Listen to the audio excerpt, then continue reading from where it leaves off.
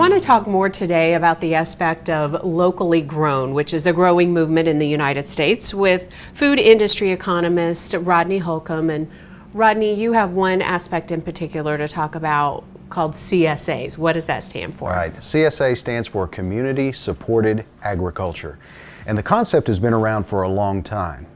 What we think of if someone hears the term CSA today, they're really talking about a local food movement that happened back in the 60s in Europe and Japan, where consumers would go to the farmers and say, we would like to pay you in advance if you would set aside so much of your acreage to grow specific crops for us. So that CSA concept has become very prevalent, especially on the coasts in the U.S., but we're starting to see more of that in Oklahoma as well, where you'll have consumers contract with a farmer, and that farmer agrees to set aside so many acres and grow specific crops or provide specific items to the CSA members on shares.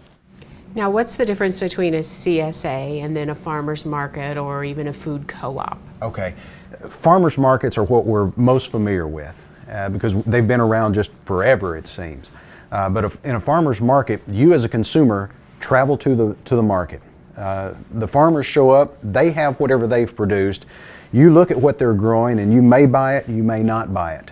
And that's your prerogative. And then at the end of the day, each of you go to your respective homes and that's it.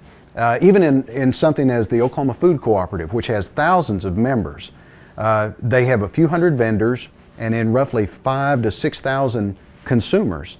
And every month online, they say, here's what our vendors have available. Do you as a consumer want to buy it or not? And if you buy it, that order is prepared for you and you can pick it up at a delivery point.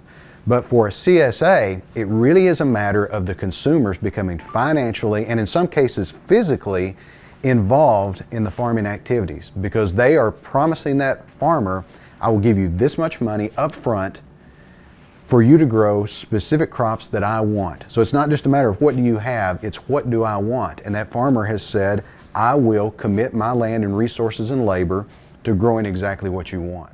And it's sort of an investment, and with any investment, I'm sure there's risks associated, especially if the crop doesn't make it.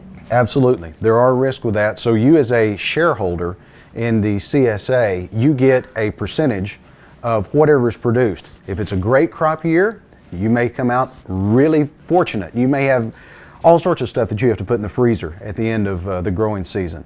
But if it's a bad crop year, like some of the drought years we had in the last few years, the crop may be pretty small. But you are physically involved in the activities of that farm, in some cases right down to labor. So we have some CSAs where the shareholders actually come out and help with some of the activities on the farm.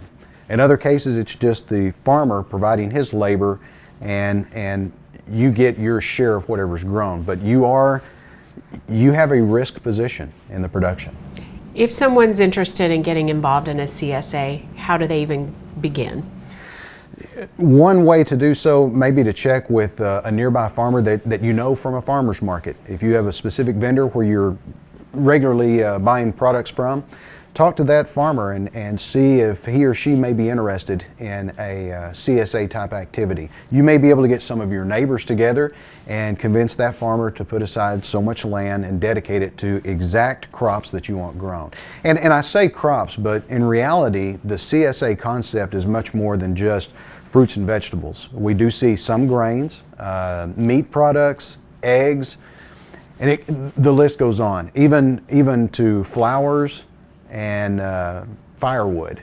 So all of these things, you may get shares of that from the farm by being a shareholder in the CSA. All things that people are interested in. Okay, community supported agriculture. Thanks a lot, Rodney.